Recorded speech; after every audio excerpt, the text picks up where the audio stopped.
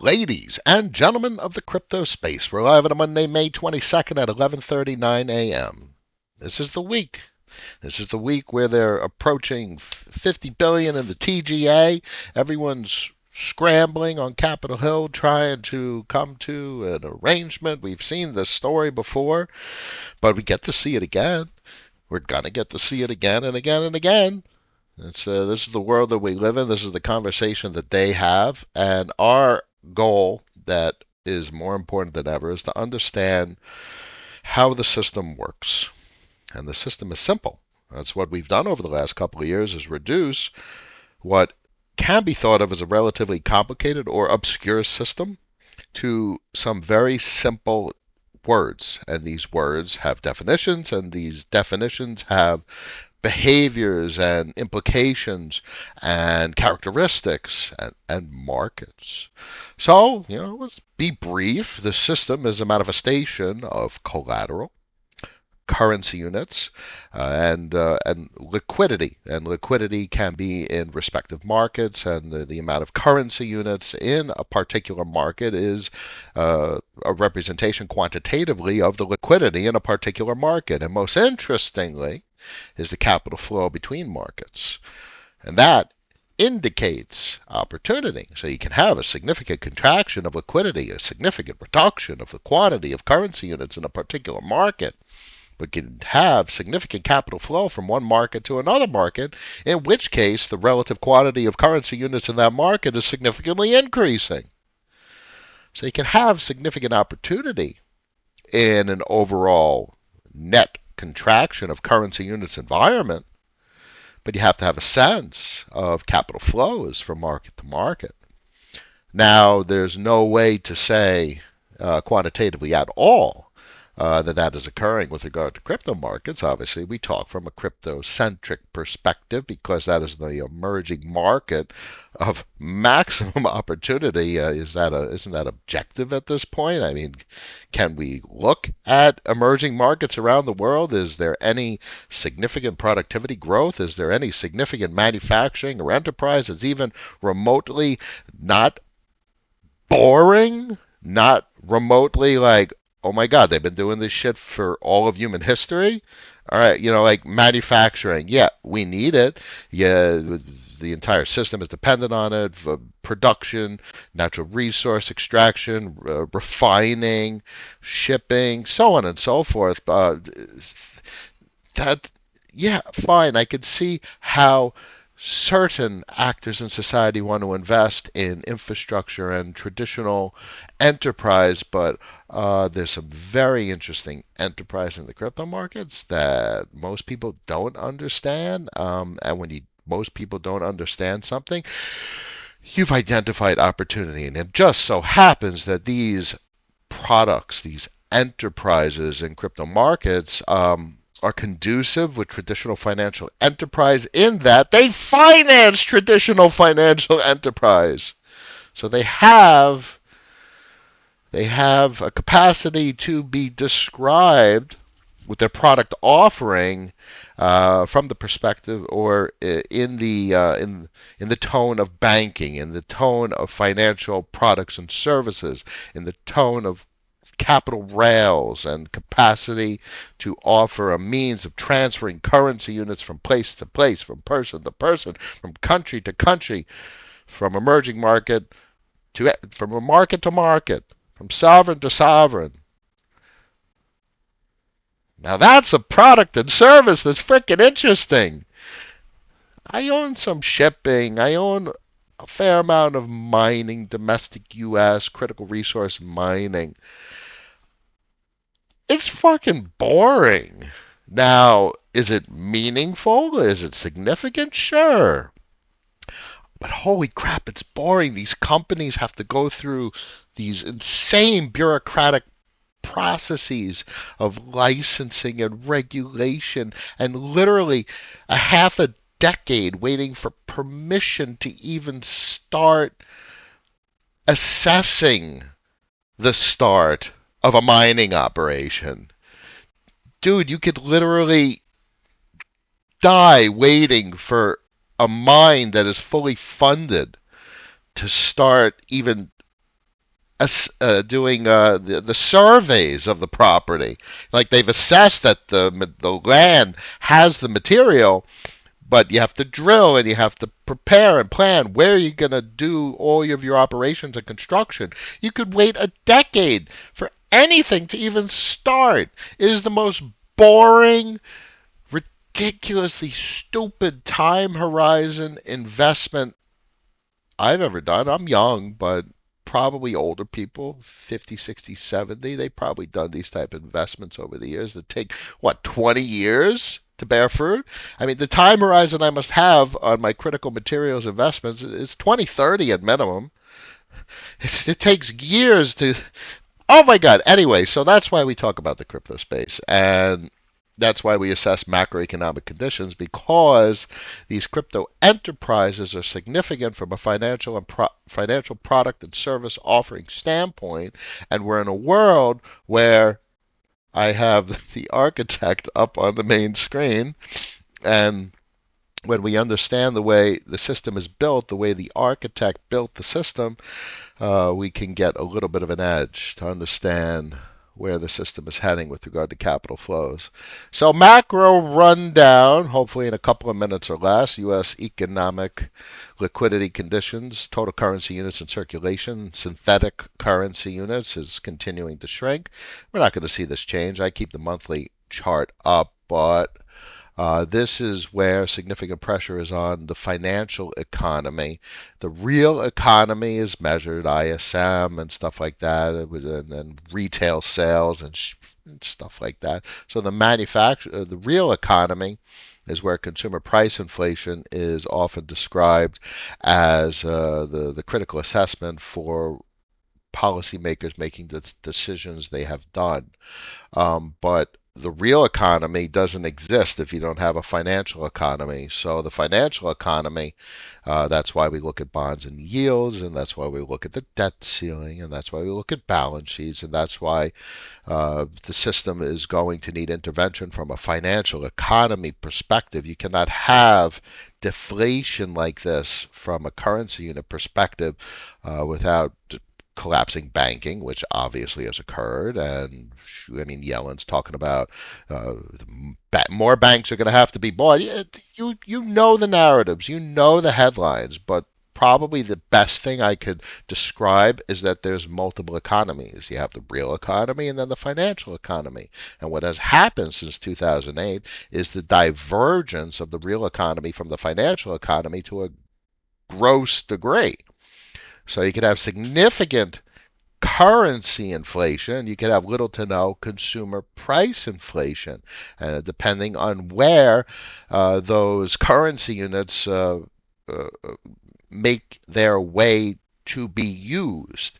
So you can easily have significant currency inflation, and none of those currency units get into the real economy. They're not getting into wages. They're not getting into frankly, they could make their way to banking infrastructure such that the banks are more inclined to lend.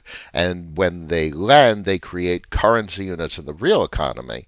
And this is the simplest reduction of the story that we've been talking about in 2 minutes over the last 2 years, 3 years, in 2 minutes or less. And I hope that helps and really understand what we're trying to do in crypto markets.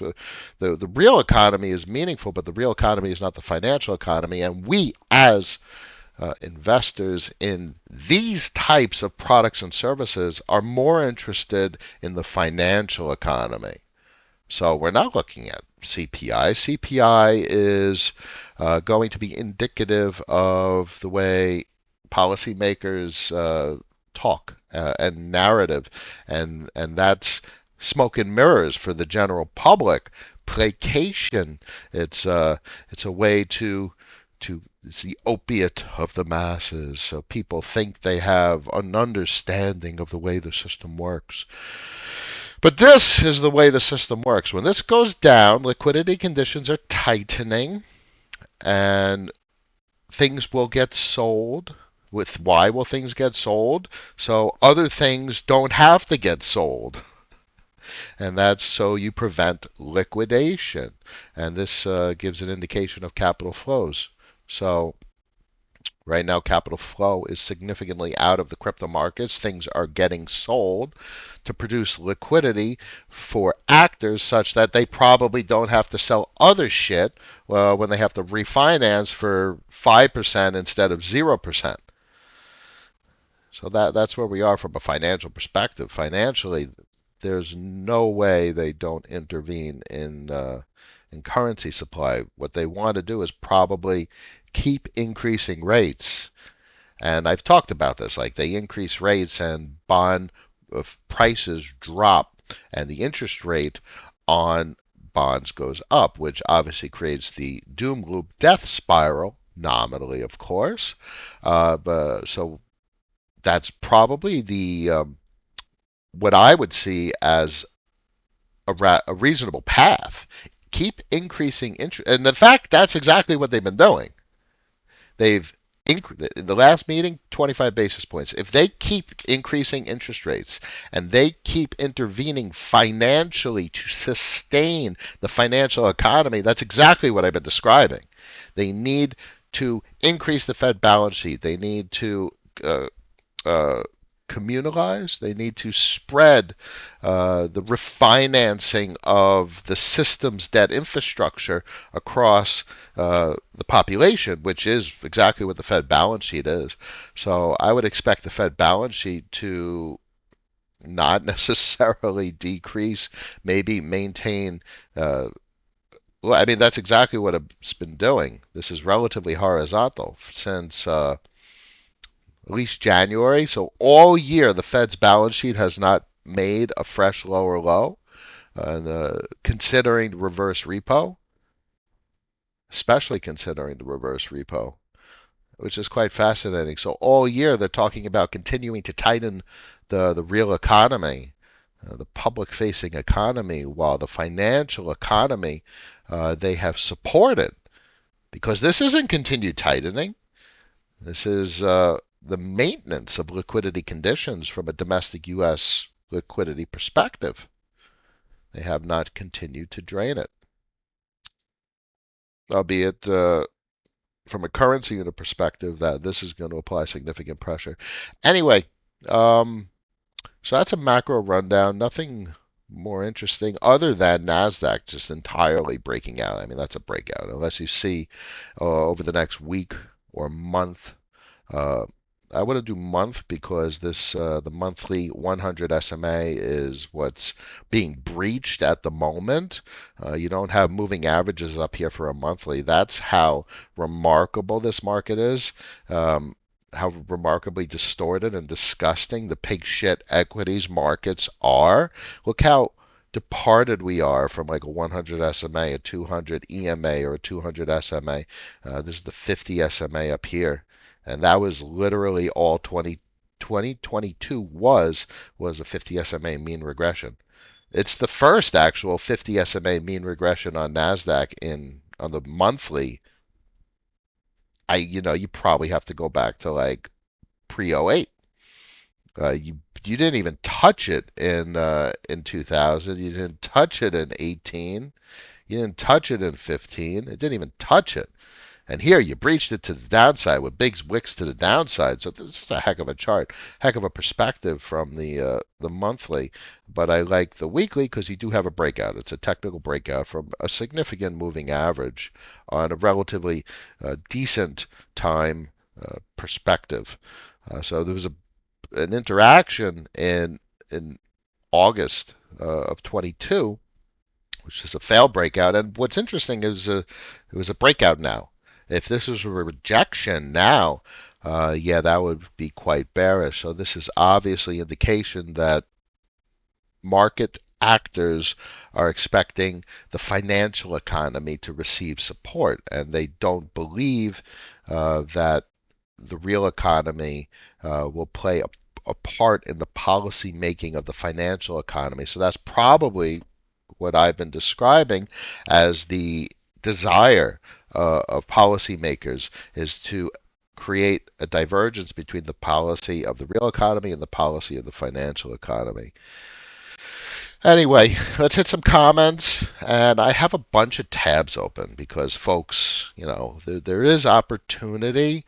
But what's important is that there's not going to be a lot of opportunity. If we take a look real quick at liquidity conditions in the crypto emerging market, um, we could see that liquidity conditions are continuing to drain, albeit there was a very nice spike in capital inflow onto the Ethereum network 2 days ago, which is quite interesting. $1 billion moved into Ethereum on May 18th, 4 days ago. Is that not nothing? That's some serious capital flow, cross-border capital flow. This is not a market of a sovereign. This is cross-border capital flow. Actually, wow. Huh. Hey guys, liquidity conditions are up on Ethereum mainnet. This is the first time I've seen positive liquidity conditions over a 7-day period, and I can't remember since. How about that shit? I haven't seen this a positive number in forever. Wow. All right, let's now look at Tron. We could look at Arbitrum for the fun of it. Liquidity drain. Look at these wicks to the downside of the candles. That's significant liquidity drain. So what happens is when liquidity moves, it takes time to propagate. There's always a delay. So I would expect continued depreciation in ARB. Based on this alone, we saw it when ARB was about to get dropped. Liquidity conditions significantly increased. So you saw the increase to front run the ARB drop, and you saw a significant appreciation of all those assets. And I'm sure anyone who's engaging on the Arbitrum ecosystem, I don't know the price points, but I can safely say you're experiencing weakness, if not full-on depreciation of asset valuations. So in this type of market, with this type of quantitative data of liquidity conditions on this specific market, I would expect continued depreciation on the Arbitrum network. Solana is actually positive. We haven't seen positive in quite some time. How about that? What's the significance of that? Holy shit. Some interesting data. Polygon's positive marginally, just like mainnet. These are small numbers though, 0.82%. But 0.82% on 1.52 billion is it's a fair amount of the currency units. Avalanche, wow. Look at these positive liquidity conditions across the markets. So that's quite surprising. I'm looking at this in real time with you guys. So this means as this liquidity settles and folks start to contemplate a game plan, what they're going to do with their capital, this is actually, let's look at optimism. I'd expect continued depreciation, but with the networks that have liquidity improving, I would expect in the coming days, if not the coming weeks, for improved pricing conditions. That's quite interesting. One other market, it's the first tab I have up somewhere over here, is the very well-known PulseChain launch, and this is obviously deck screener. So this gives us the markets. Now, for the fun of it, fully diluted value is useless because we're talking about liquidity. Now we're going to continue to talk about liquidity on this new market. So fully diluted value, you're talking about 185 billion? What? What? These are useless numbers. 14 billion.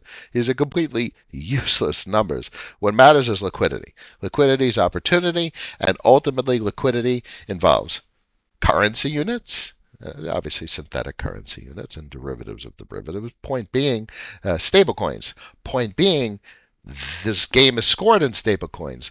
Point being, if you sold every single asset, no matter the market cap, or the fully diluted value, That is the maximum amount of value that is available, is the stable coins. This entire exercise that we engage in is an exercise of trying to get a piece of the pie. What is the pie? The quantity of stable coins. We're all fighting over the quantity of stable coins that are available. So who gives a shit about TVL? No one gives a shit about TVL. No one gives a shit about FDV. So anyone who talks about the significance of these values with regard to PulseChain is grossly misrepresenting the opportunity that's available. So basically, unless you're talking about the primaries, EHEX, PLSX, INC, down to, you're getting marginal 15 mil. I mean, anything less than a mil is useless. You're talking about just totally manipulable LP positions. How many people are throwing around $1 million in LPs and just totally dominating markets? There's a fair amount of relatively strong market actors that have capacity to throw around low millions, $1, 2, 3, 4, $5 million, and dominate LPs. And we're not even talking about the large whales that could dominate this $15 million LP position and be like, all right, I'm gonna own this shit. So all this stuff, the entirety of the market, this is middle school lunch money. That's what I is probably a decent way to describe what the hell's going on here. 181, 200K, all the way up to a mil. It's middle school lunch money. And look at the tickers. These aren't protocols. These are shit coins. These are meme coins. And something that you could do relatively easy is you could go to Ethereum Remix. You could go to Open Zeppelin. Open Zeppelin. You could go to contracts. You could go to start coding. You could go to the wizard. You could go here to the moon. The TTM premint 156. And you could, I mean, come on, this is just a constructor. So this is actually immutable, which is interesting. And then you could go over here. You could go to remix. You could accept it. You could close this. You could go to contracts. You could override one of them.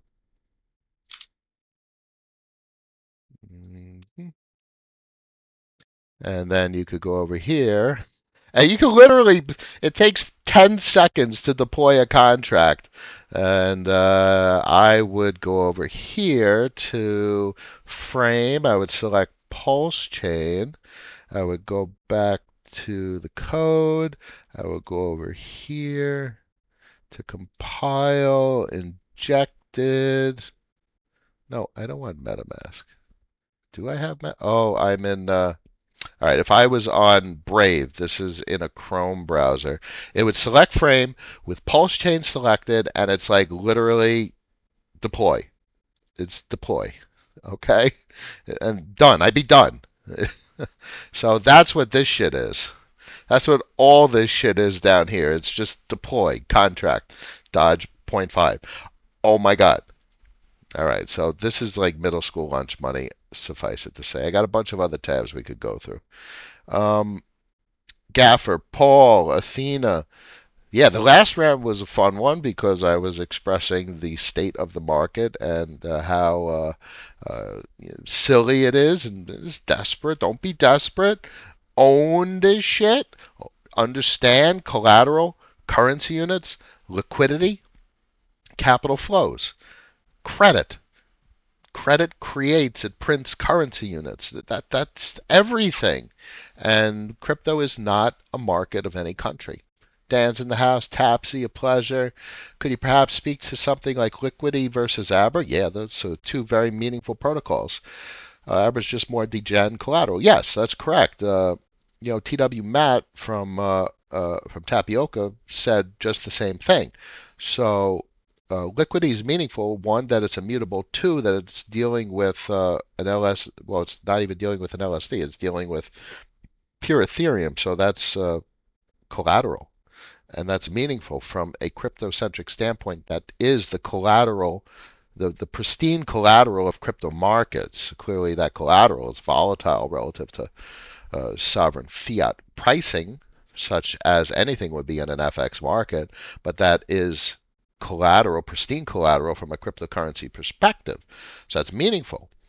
I, I don't see much opportunity other than capital gains from a liquidity perspective until the credit markets expand, and I don't know whether it's the most exciting from a credit perspective. It's exciting from the immutability perspective, but I think tapioca may prove to have significant strength compared to liquidity, including the immutability component, because that's something they are highlighting, very being very forthcoming with, and how they're creating the protocol. Will be immutable on launch. They've said it many times, and it will be cross-chain using layer 0, and so that's interesting. And obviously, you have all the LSDs and what Frax is doing. So liquidity is meaningful, and the immutability certainly catches my fancy, and it's because of these flags, such that other things are more interesting. I've never been able to pull the trigger on a position. Look for things to invalidate taking a position. You're going to find countless things you like, but you can't own everything, and you're probably going to find things to invalidate why you should take a position, such that something else may be better. And ultimately, in the end of this process, after you gain years of experience, you're going to reduce the potential opportunities of protocol ownership to a handful, 3, 4, 5. And these 5 things will offer the exposure you need to the crypto markets with regard to collateralization, credit, liquidity flow, cross-chain capital flows, liquidity flow, and ways to capitalize on these very fundamental capital processes, financial products and services. Abra's cool. It's pure degen collateral, which is cool, and that's fine. So I see significance to both protocols. I was quite early into Abracadabra. I still have a high opinion of the software. What went on was irrespective of the software. So I really like the team. I really like the protocol, both Liquidity and Abracadabra. It just doesn't tick all my boxes. Pure MIM income from Abracadabra is quite interesting. It's paying 15%. It's paying 3 times risk-free from the U.S. government. That's cool. That's cool. And that could grow significantly if credit. I mean, frankly, I think that number will go up a lot if liquidity conditions did what it did in 2020 and 2021 in the crypto markets. You would see significant cash flow from MIM. So take that for what it's worth. Bear in mind that's speculative future cash flow as compared to cash flow on Friday. And that's something that I say quite often. It's nice to calculate. If I buy this now, how much will I get Friday? How much will be paid to me Friday if I buy this right now? Now, that's a calculation that's meaningful, because Friday, I got to take the family out to dinner. I got to go shopping. I got to pay a bill. I got to pay a mortgage. I got money on Friday. So an investment that pays out on Friday is cool and accessible compared to a speculative investment that you have, when's the next liquidity cycle? 1, 2, 3 years. That's a long time for an investment to pay off in the context of the fact that we literally have investments that will pay you on Friday. Frankly, it's before Wednesday, so you would have investments that could actually pay you this Wednesday. So that changes the entire equation. And I believe this is also an Aura week, so we got stuff that'll pay us this coming Monday. Hope that helps, Paul. Slendo, good morning. Dan, what do you think about Fraxion versus Curve USD? It's the ultimate synergy. From a stablecoin perspective, these two protocols are the most interesting protocols in the entire crypto space. You know, Aave is interesting with their GHO and what Aave does from a money market type of product. That's meaningful. The complexity is structurally Aave is a corporate type of entity, or the sense is that they're more aligned with like an organizational structure. There is a DAO, there is voting. It's just a sense. Like how would I categorize Aave? I would categorize it with 1 inch, and that's the sense I have of what has come of the enterprise. And take that for what it's worth. I may be wrong. I don't know the details. I'm not an employee, so I don't know. But that's just the sense that I get. Like, Ave reminds me of 1 inch. It's like, oh, doesn't that look similar? And, like we played with 1 inch for so long. And it was just, you can't force an opportunity. I just don't see any opportunity with both of those protocols. Is there significance? Of course. 1 inch is a ridiculously useful product. Now, bear in mind, if you use the llama to swap, it doesn't really matter. There's a lot of competing products. And from a consumer standpoint, all that matters is the shit that gives you the most money. And look, 1inch is there. Even Fiber to Kyber and Paraswap's at top and Maka's on there. It's old 0x. It's lovely. And this tells you the best of the best. This is the meta aggregator of aggregators. There's no other product like this. It's quite remarkable. So Fraxline versus Curve USD. Listen, that's just the core of everything that the crypto markets is as a financial product and service offering market. You're talking about collateral, collateralization, credit, and the printing of currency units via the extension of credit and the disintermediation of capital of cash flow associated with interest payments, associated with credit. It just it ticks all my boxes. You got the immutability with Curve. That's where Frax is heading, as we've seen with recent governance votes and restructuring in their V2, V3, V45, whatever. They know what's coming from a regulatory perspective, and I think everything that's going on there is very interesting. Note that it's not that lucrative. Frax isn't that lucrative. Like a VEFXS is not that lucrative. There's no vote rentals. You got stuff on Convex. That's probably where the opportunity lies, and the assessment there is there opportunity cost? So it's hard to assess, short-term opportunity. That is obviously the most meaningful. If you could buy something now and receive an income on this Wednesday, or that is very easy to quantify the significance of a capital allocation. And it's very hard to assess, like a 1, 2, 3, 4, 5 year time horizon, the significance of owning something. If you literally, a VEFXS, you're speculating that there's going to be vote rentals for their gauges, or there's going to be cash flow, which is meaningful because FPI surfaces cash flow to FXS, and so there's synergies all over the place. You know the deal. The synergies through the roof. I mean, look, FXS ETH is the first collateral on CRV USD. I mean, come on, you could literally collateralize an interest-bearing token that's representative of an LSD. That's quite interesting. Quite interesting. Ding ding. Good morning. Gazika, hope I'm good. I'm okay. Another day. Got some work to do at the office and trying to keep it cool. Spend some time with the family later. Happy Monday, Brian. One curious view. Architect, your life is the sum of the remainder of an unbalanced equation inherent to the programming of the Matrix. That movie, after all these years, has such good reference and significance from a philosophical standpoint, and an attempt to describe the existence in which we reside. Quite a wonderful, wonderful movie.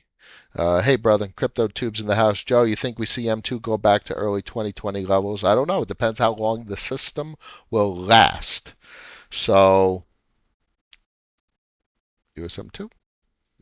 No, that's just total global M2. So, total global M2 is up. So, Japan and China have been financing financial market stability globally because US M2 is down. European M2 is down. If you factor in Japan and China, it never went down.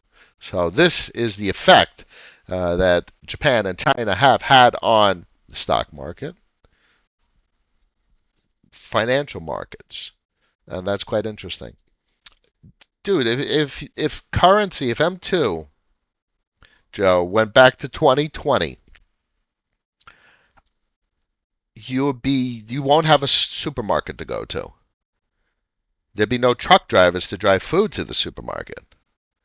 There'd be no checks going to the military because there'd be no tax payments to the U.S. government. There'd be no cash in ATMs because there'd be no banks to have employees to go deposit cash into ATMs. That's where we'd be if M2 went to 15 trillion, period. Dan, Umami, ETH, Umami, USDC doing just fine. Somehow still pre-release of their V2 vaults. Exception makes the rule. Well, obviously it's all subjective. It's just it's too far out on my interest meter. But everyone makes their own assessments. I mean, look how many times someone does well. I mean, how many people do better than I? How many people made money on Ben and PSYOPs? I don't know. Did anyone make money on PSYOPs? Just because it's not on my interest meter doesn't mean folks can't make money.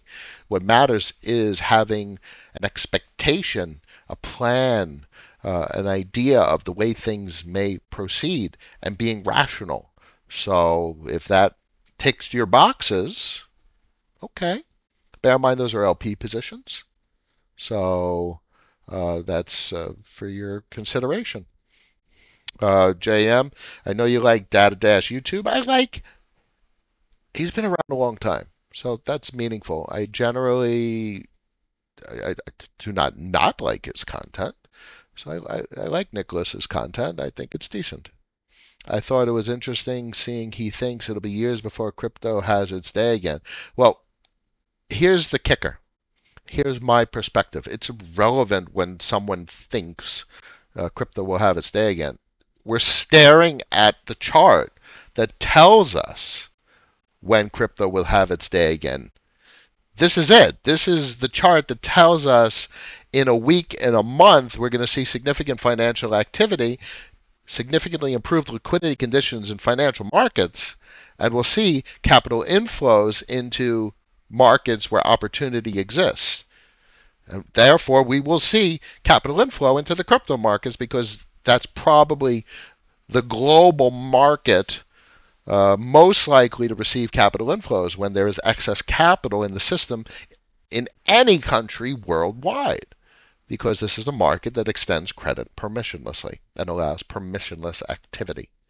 Every other market is regulated, has guidelines and rails and rules and regulation. There's none of that in smart contracts. There's no people, there's no humans, there's no anything. It's software. So this is where the cash will flow. So I don't care to speculate about how long it will take for things to happen to a degree. What I care about is looking at this data and knowing that when this data goes up for whatever reason, for any reason whatsoever, when this goes up for any reason whatsoever, we're going to see increased liquidity conditions, and we'll see that liquidity, currency units, flow from market to market, from underperformance to outperformance, from shit opportunity to opportunity. That's the way financials work. Hope that helps. Um, have you seen 0x0? I have not. It's going to pay Ethereum from volume on their private DEX. I mean, that's what they all do. I mean, that's just like GMX. That's cool. So it's up to volume and it's up to lindiness. Bear in mind, like folks right now are looking for what's the next GMX? And just remember, like, look at Uniswap. Just because there's better tech out there doesn't mean the original tech isn't still used. Look at Bitcoin. I mean, look how many UTXO chains are better. I mean, look at Litecoin compared to Bitcoin. I mean, come on, they did that Litecoin in 2011, and Bitcoin is still Bitcoin. So better tech does not make a better or even a good investment for that matter. So just remember that when you're looking at something new. New is not necessarily better. So many folks come into the space and what's the next coin? What's the next curve? I could get in early. It's probably the case that the previous or the original or the first or the largest is the best allocation. So in that regard, it's timing, position size.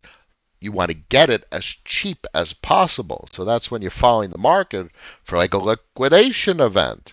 That's when folks that were looking at Bitcoin are like, the capitulation in 2020, they were like, oh shit, I got my discount. So it's about a game plan. It's like, I want to own this. Picture January of 2020. You've done months of research and you're like, I want to deploy capital. I'm like, I need to get it as cheap as possible. And you're waiting for a sign. You're waiting for an opportunity. Like, oh my God, it's going down. Oh, that's the opportunity. Because you wanted to buy it. And then the equation becomes as cheap as possible. And that means it getting cheaper is not, I don't want to buy it. It's it getting cheaper. Now I could buy it. It's the cheaper value. So you got to redefine capital allocation as the majority of society uses it. Like society sees the cheaper price and they're afraid. That's because they didn't really want to buy it. That's when society sees a cheaper price and they're afraid to buy. That's because they're buying the price. They're buying the dollar value of it. They were never interested in the asset and the significance of it because they never understood the asset nor the significance of it. They weren't buying the asset, they were buying the price. They saw a number 10 and they wanted the number 10 to go to the number 20. They never bought the asset. So that's where we are. You know where we are? I'll leave this for you. We are here. We are This is the definition of the market, the official definition of the market. This is middle school lunch money land, okay? That's where we are in the crypto markets. Middle school lunch money land. CryptoTube, you see Raoul Pal's take on liquidity recently? I I I came to the same conclusions as Raoul, probably on my own. I've seen his videos recently, and I'm like, oh, that's cool. Because I've been looking at liquidity for a long time, and I've been describing this to you for a long time. Now, obviously, I don't have decades of experience like himself, but this is something that I've been talking about. So I find his content refreshing, supportive, obviously, and I always consider contrarian takes, being that I'm a contrarian myself, albeit his perspective is contrarian itself as well. So I happen to like his content, and I think he's spot on. I think he's very spot on. And I add color to it. I talk about the real economy versus the financial economy, but this is like the stuff that he would talk about. So I very much appreciate his mindset on this because I see it the same way. And I don't see the U.S. wanting to have a depression where there's riots and people are starving and we turn into like, basically a good part of the country would be like a third world country was living homeless, poverty and all the violence that comes along with it. I don't see that being politically acceptable. So I would think they would do what can be done, do what has to be done, do what actually can be done to not have that occur. Because if you have USM2 go back to 2020, that's what occurs. That's just mathematically what occurs with regard to banking infrastructure and the capacity for normalcy to actually persist. So I think he's spot on. I think Luke Groman has a great grasp of things. And I think plenty of people understand what's going to play out, even though they don't want it to play out, even though they think, yeah, this sure is the possibility that it doesn't play out this way, that there's a default on the debt. And, come on, then there goes risk-free, or, the pristine collateral of the planet, and there goes, all of a sudden, global dollar-denominated debt. All the lenders are going to want mark-to-market. What if they don't get paid? It's no longer risk-free. And that changes the whole composition of the eurodollar market. I don't see that. They got to be afraid of the eurodollar market from a U.S. Policymaker perspective, because the eurodollar market has created almost all dollars in existence. The U.S. has created barely anything. The U.S. government has created, for all practical purposes, like 0.1% of dollars in circulation. And the U.S. economy has created, probably less than 10% of dollar liabilities in circulation, and the eurodollar market has created almost all circulating global dollar liabilities. The vast majority of currency, dollar liability currency units in circulation or in the planet has not been created in the U.S. It's been created outside of the U.S. So, F. Barkey, I definitely, I recommend everyone on this stream listen to what he says and how he says it, and his recent videos and his recent content. It's quite meaningful in my opinion. Alexander, hi Noah, great to chat with you live from across the pond. Much a pleasure, small world. Reach critical mass. Curious to know your opinion as price action starts to reach critical mass. Listen, again, need to see capitulation. Directionality persists until capitulation, is something I've said forever. So we're going to continue to see weakness, depreciation until policy capitulation. Right now, the directionality of the system is towards implosion, is towards deflation. In fact, the currency is deflating.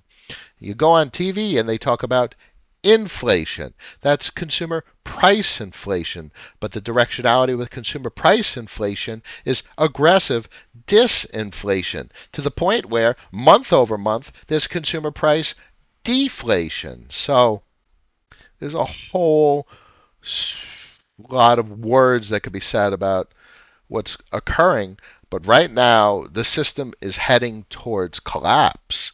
And the policy adjustment is how long they could let the system head with this directionality until they have to adjust to prevent continuation of directionality. So they need to capitulate to reverse the directionality, because this system, the only way you reverse directionality organically is an explosion of productivity. Is an explosion of currency creation from credit at the banking level. No, there is absolutely zero way for this system to reverse direction organically. It's mathematically impossible. Frankly, it's impossible based on culture, demographics. It's just not happening. So the only way this system does not collapse is policy adjustment to artificially change directionality to support increasing credit extension, increasing currency creation from the commercial banking system, increasing currency creation from the federal government, and increasing currency creation from outside of the U.S. Using various sources of collateral. And What emerging market do I find most interesting for dollar printing is the crypto markets. Permissionless collateral, permissionless collateralization to print dollar liabilities. Ain't that some shit? We'll end on that. Uh, One more question. Lucian, say you have a position in mind and you're waiting for a discount. How do you prepare to purchase that position? Are you accumulating a war chest of stables? So, we'll end on this. What do you do in the meantime when we're waiting for the system to finally capitulate? Listen, stables, accumulating a war chest of stables. You know why stables are great? Because you can put them on a debit card or transfer them to a bank account, and you can go to a supermarket and buy ribeye steaks, or put them on a debit card and fill up at a gas station, or go into 7-Eleven and buy some chewing tobacco or whatever your fancy is. You can actually use them. So currency units, stables, are dollar liabilities, and they're meaningful because they can have an effect in your real life aside from purchasing other digital assets, which the point there is to acquire more dollar liabilities. So that's meaningful. It's always meaningful to have dollar liabilities. They're useful. So DCA is always meaningful if you are determined to have ownership of something. You can DCA, or you can speculate there's a capitulation. Bear in mind speculation that there's a capitulation, like a ridiculous wick to the downside, like in April of 2020 and the March, whenever it was. And then you have a significant buying opportunity. So if you're DCAing, you're going to reduce the amount of capital that you have to buy like a ridiculous capitulation event. But there's a risk there. What if that capitulation event doesn't come? So that's where DCA would produce the more favorable outcome when looking at things from hindsight in the future. So there's risk everywhere. So the DCA works, having free cash so you can buy a capitulation event works. But bear in mind, in these markets, it's very hard to see the strongest asset or what the best asset is. You really need healthy liquidity conditions for an enterprise to show what it's capable of, how well it's going to do in an economy that's actually functioning, that has adequate capitalization, adequate liquidity. So we only get a glimpse of that, and we speculate on what companies will do the best in a growing, expanding, flourishing economy. So we don't have those conditions right now. We only have glimpses, so we're speculating. So that's what you could do. Those are your options.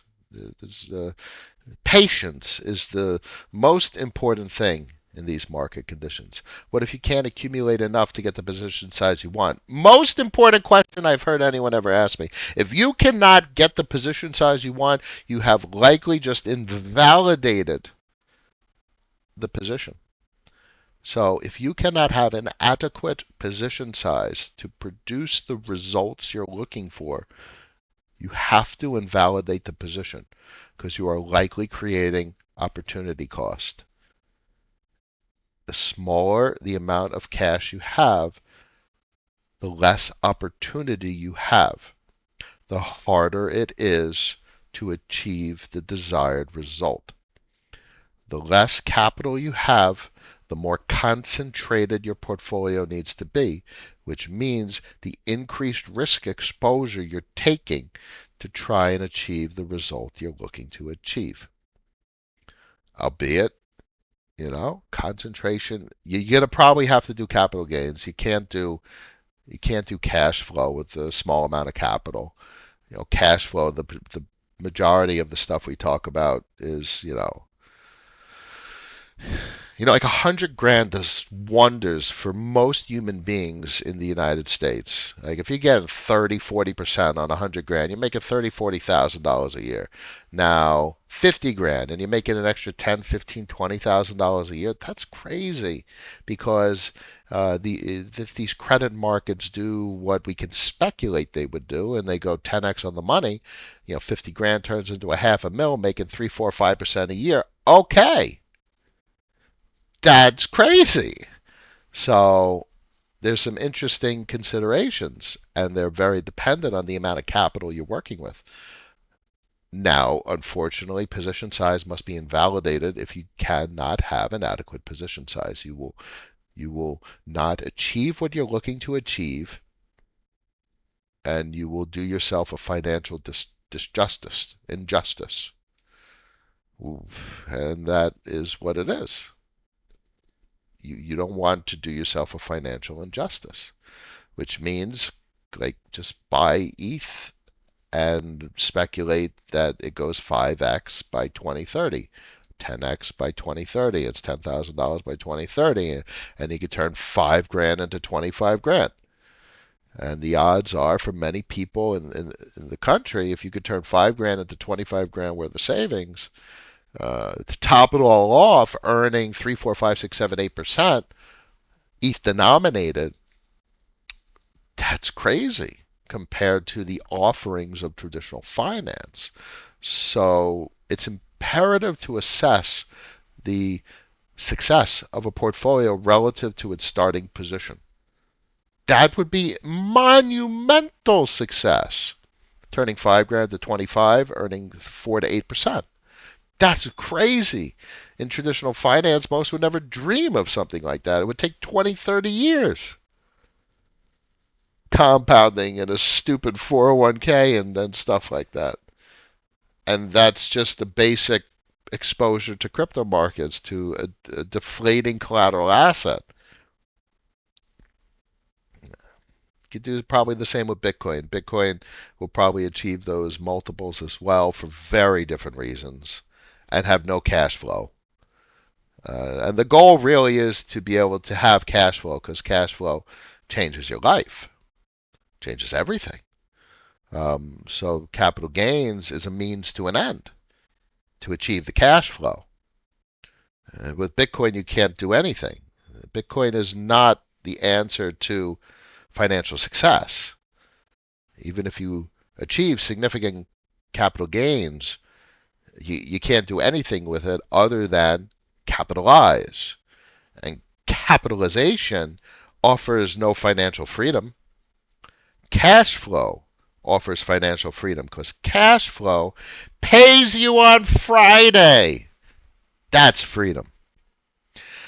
F. Barkey, hope it helps. Raul, hope it helps. Lucian, I hope that helps. I know it's disappointing, a lot of the things I say, but things I say will be rational, and they will be the path to something that's sustainable and something that will make a difference. How to get there is the puzzle to solve. It's not easy. Brian, after BitPay moved, shutting down, what's your debit card of choice? So I use BitPay. Juno's hot. I use Juno for personal. I use BitPay for my business. So keep accounts separate. And I don't want to digress too much, but crypto is a business, so you need to treat it as a business, whether you treat it as a personal business like a sole proprietorship or a corporation LLC, or a trust or whatever. You need to separate the accounts, so that's something folks should do. We've talked about this before. I'm probably going to go American Express and bank account instead of BitPay. I like BitPay, I like Juno, but they're still not there relative to like the awesomeness of American Express with regard to fraud, and you're still using a debit card, a credit card, that technology of the account number and expiration and CVV and shit like that, and then there's some risk there with regard to payments. So, I probably heading back to American Express with that kind of transaction processing. Albeit, thus far, Juno has improved significantly. So I've been having a great experience with Juno. And Spritz Finance. Spritz Finance is really cool. They now have digital credit cards, digital debit cards. So you can add that to Apple Pay and Google Pay and Samsung Pay. So Spritz is really cool. My off-ramp of choice probably is Spritz at this point. I think that's my go-to. Otherwise, I need like a I have accounts with Kraken. I've never used it because I've had BitPay, Juno, and Spritz. But I have a Kraken account for my business, and I would use that for off ramp if necessary. Or I could open a capital account, a business account with any of the exchanges. I have all the documentation, and but American Express and Spritz probably is the path for myself. With BitPay doing what it's doing, and BitPay, I'm literally in the process of adjusting recurring payments from BitPay over to Amex. Hallucian, exactly what I need to hear. I hope it helps. Uh, uh, you can't overextend yourself. You can't try to achieve what what a portfolio isn't reasonable to achieve. When you try and force something to occur, that's when you lose everything. Look how many people are losing everything, 20, 30, 34%. You think if you came into the crypto markets with $500 and you're down 34%, you think someone is capable of processing that? You probably remember yourself engaging with markets with that kind of mentality, and you're freaking out. You just lost 250 bucks and you're 17 years old in high school, and you're like, what the hell do I do? And you take your 250 and you're like, I'm never touching this shit again. So look, 50% down. I mean, come on. The people are take what the fuck? 50% down on USDC die? Oh my God. I don't even know. Dude, this is like lunch money. The kids playing in a lunchroom. That's what this shit is like. What does that even mean?